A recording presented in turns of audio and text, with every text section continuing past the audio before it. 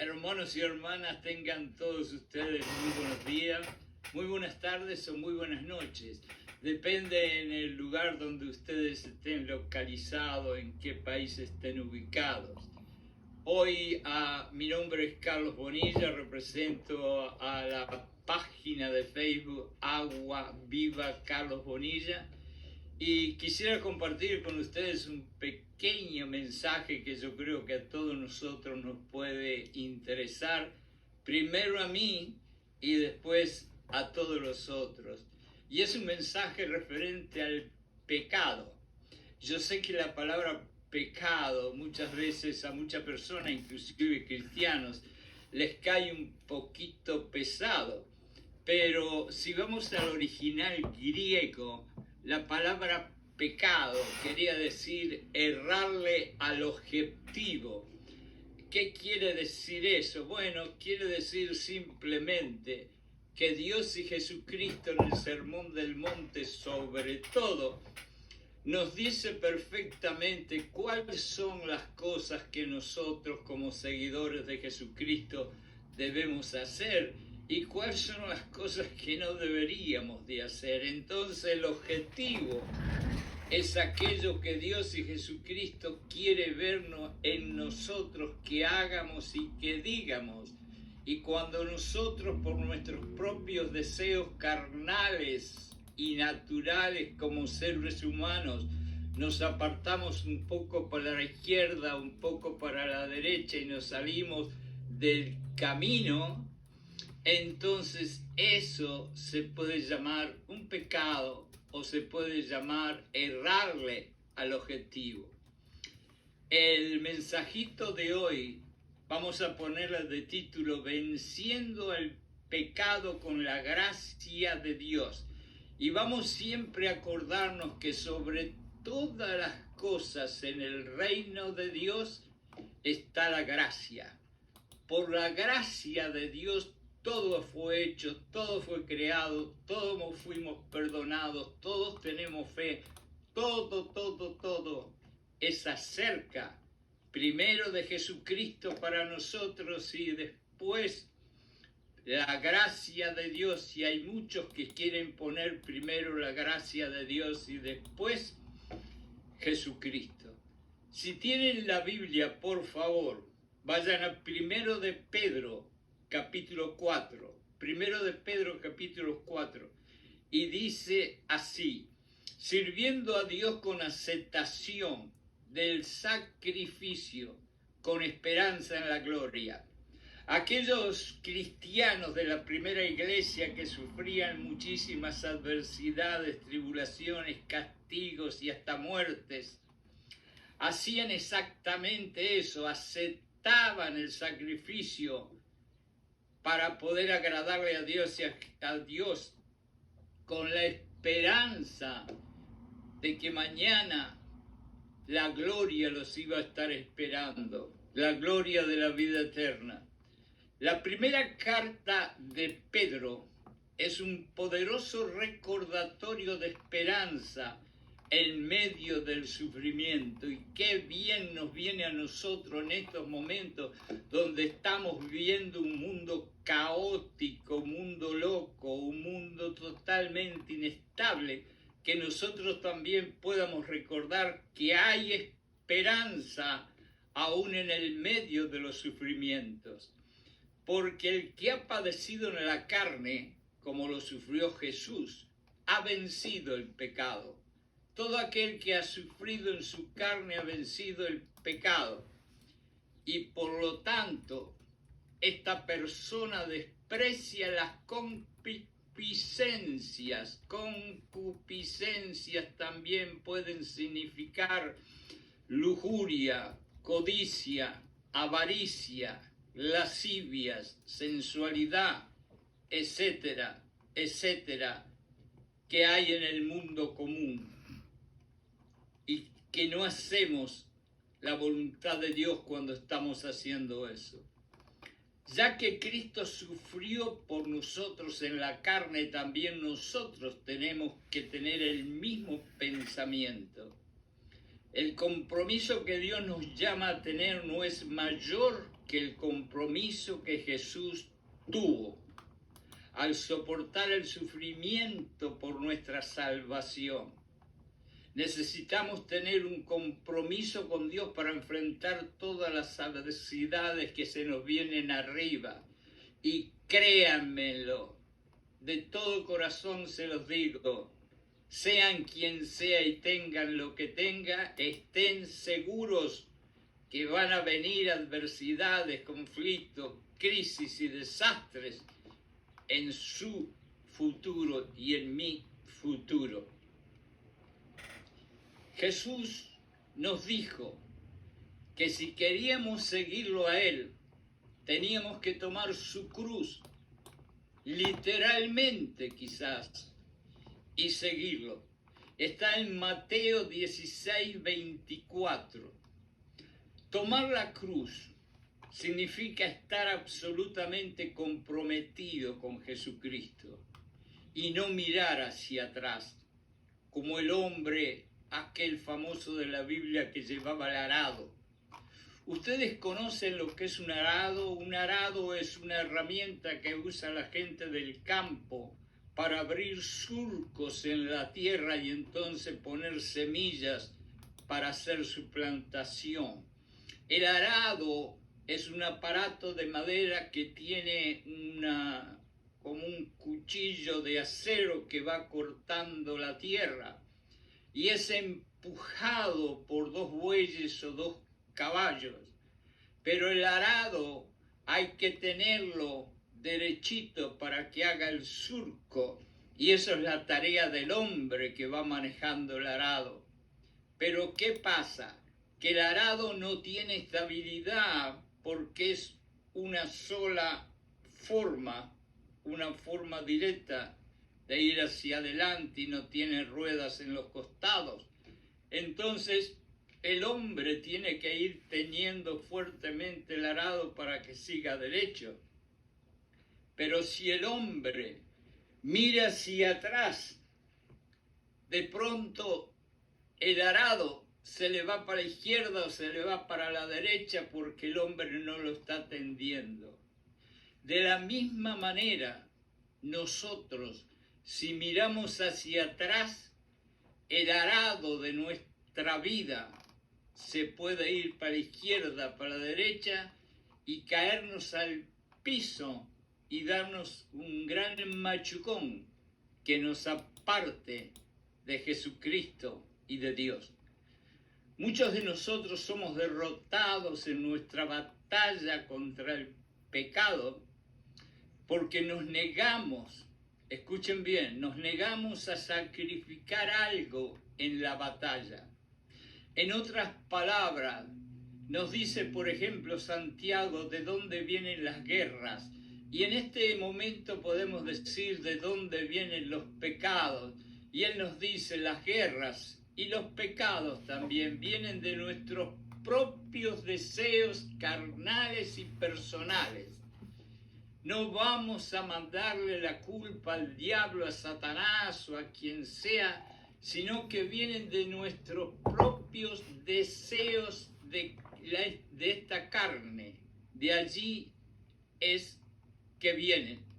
Y nosotros somos derrotados simplemente porque hay 2 formas de ser esclavo en la vida. No sé si ustedes sabían, está en Romanos capítulo 6. ¿Podemos ser esclavos del pecado o podemos ser esclavos de Dios? Ustedes eligen porque tienen el libre albedrío para decidir. Solo queremos la victoria si nos resulta fácil. Eso es lo que muchísimos de nosotros piensan. Y si mantenemos algo que no queremos soltar. Es decir, el sacrificio es una palabra que hoy en día no se usa mucho o casi nada. Pero el sacrificio es aquello que nos acerca cada vez más a Dios, porque cuando tenemos ese deseo de hacer ese pecadito, el sacrificio nos dice que tenemos que contener nuestras emociones y nuestros pensamientos y seguir en el camino derecho. Y ustedes saben quién es el camino cuando en la Biblia dijo yo soy el camino. Pero a veces nos resulta muy fácil y nos resulta mejor el no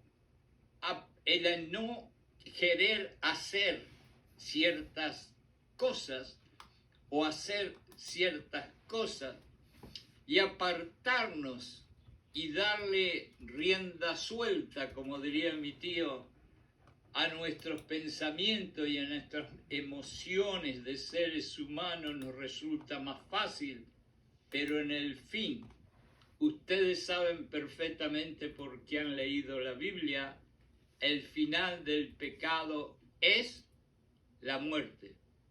Jesús nos llamó a tener un tipo de actitud de sacrificio en la batalla contra el pecado. Está en Mateos 5, 29, 30 y dice así: si somos capaces de sufrir en la carne, terminaremos matando el pecado. Lo voy a repetir otra vez.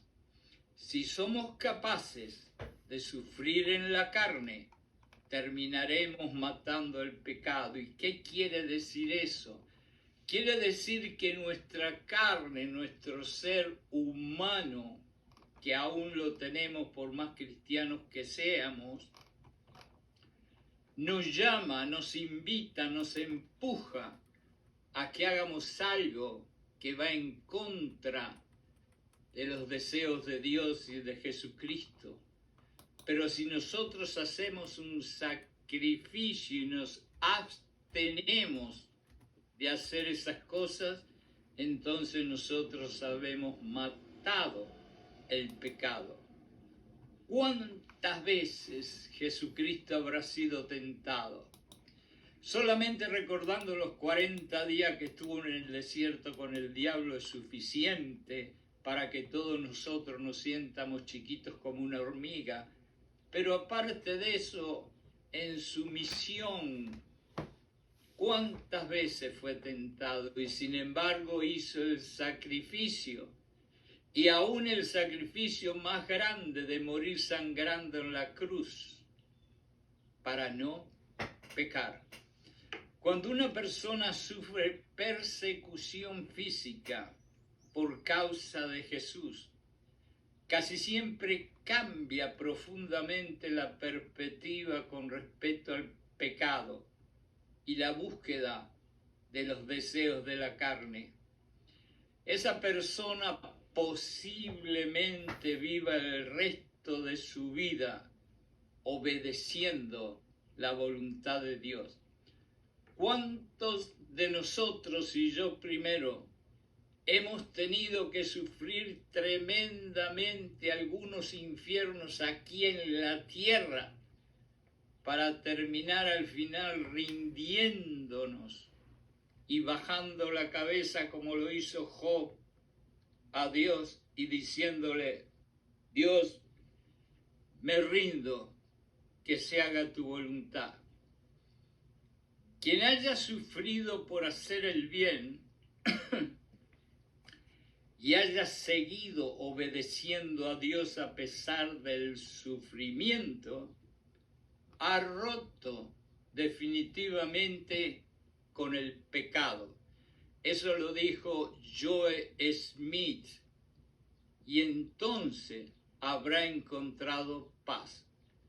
Fíjense en lo que dice muy bien: quien haya sufrido haciendo el bien y haya seguido obedeciendo las cosas que a Dios y Jesucristo le gusta, entonces habrá roto definitivamente con el pecado y lo habrá vencido. Y entonces, cuando haya vencido el pecado, vas a encontrar la paz que siempre estuviste buscando.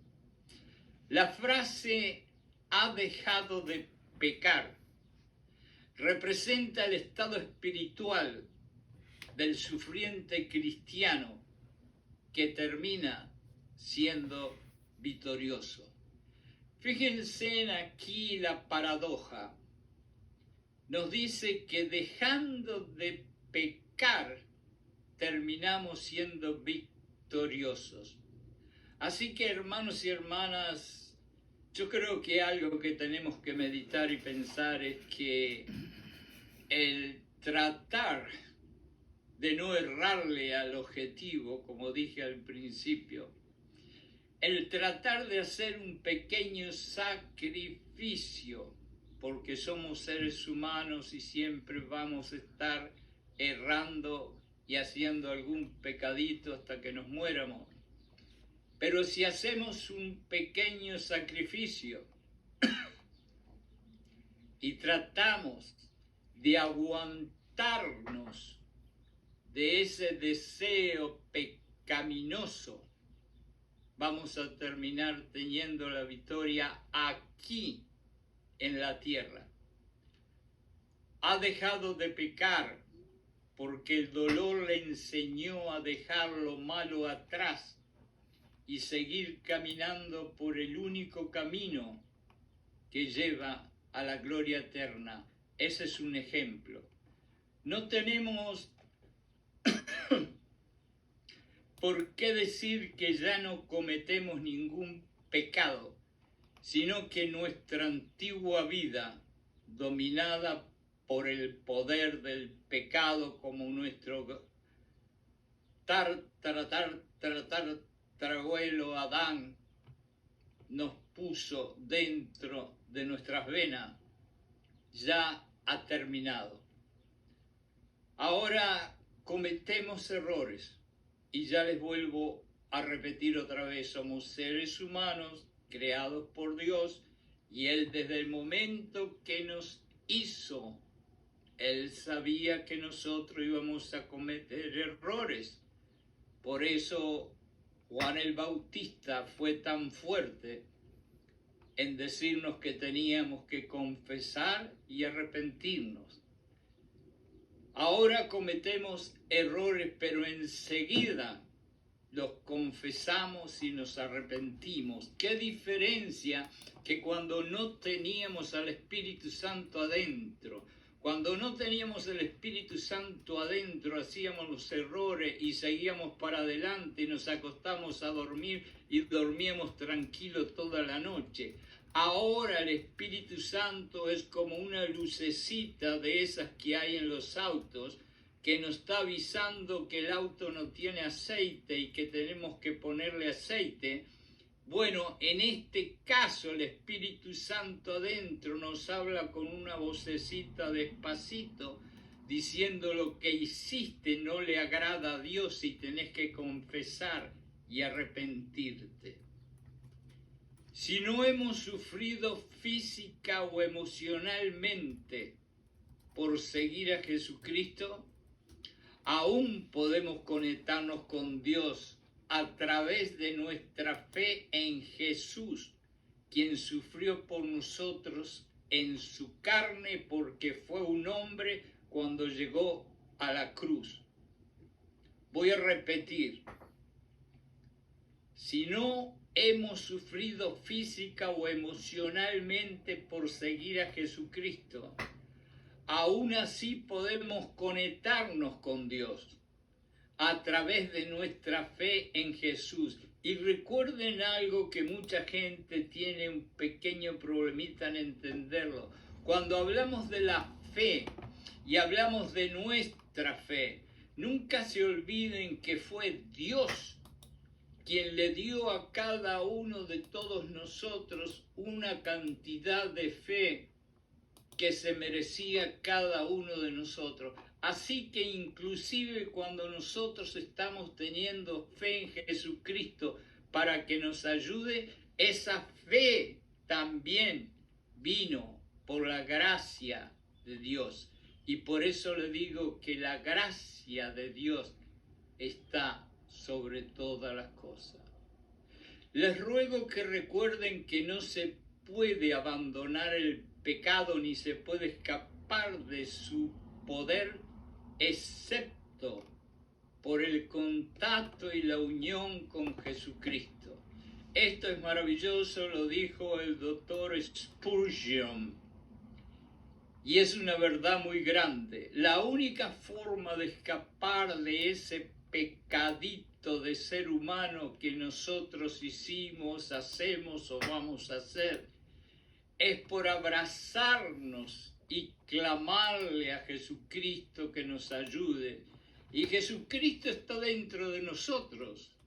En Gálatas 2:20 dice: crucifiquémonos con Jesucristo en la cruz, y nosotros no vamos a vivir más como nosotros, sino Jesucristo va a vivir dentro de nosotros. Y ese Jesucristo es el Espíritu Santo, y por eso, para evitar el pecado, tenemos que clamarle, escuchar y obedecer al Espíritu Santo que está dentro de nosotros. Pedro nos dio dos consejos útiles para tener la actitud correcta en nuestro seguimiento de Jesucristo. Primero, ya no debemos vivir en pecado y debemos responder a cada tentación e impulso pecaminoso con la respuesta: ya no más, porque ahora me crucifiqué con Jesucristo, y cuando me crucifiqué con Jesucristo he muerto. Entonces yo estoy muerto a mi carne natural, y ahora está Jesús viviendo adentro mío. Por lo tanto, cuando el pecado venga, ya no más. Estoy muerto. No puedes hacer nada si yo estoy 100% con Jesucristo dentro de mí. Y como dijo Pablo, cuando venga la tentación del pecado, la mejor solución es: huye, huye, huye, dispara, sale corriendo. Segundo, debemos considerar cuidadosamente cómo vivir el resto de nuestro tiempo evitando el pecado. Nosotros tenemos que ir más y más y más seguido a la Biblia. Nosotros tenemos que dejar las películas de Netflix, los partidos de fútbol, las telenovelas, y ponerle un poquito más de tiempo a la Biblia, que es el libro y el manual de la vida que nos va a decir cómo en el futuro vamos a poder seguir evitando el pecado. En primera de Peter 3:6, los cristianos deben vivir con una actitud de sabiduría. Y acuérdense, en Salomón, siendo el hombre más poderoso de la tierra, a quien fue el único que Dios le dijo: pídeme lo que quieras. ¿Y qué fue lo que le pidió él? Sabiduría. Porque él, siendo tan inteligente, sabía que con sabiduría podemos caminar el camino con Dios. Porque bastante de nuestra vida pasada ya hemos gastado en hacer la voluntad de los gentiles, cuando andábamos en lascivias, lujurias, borracheras, orgías, idolatrías abominables y muchas otras cosas feas.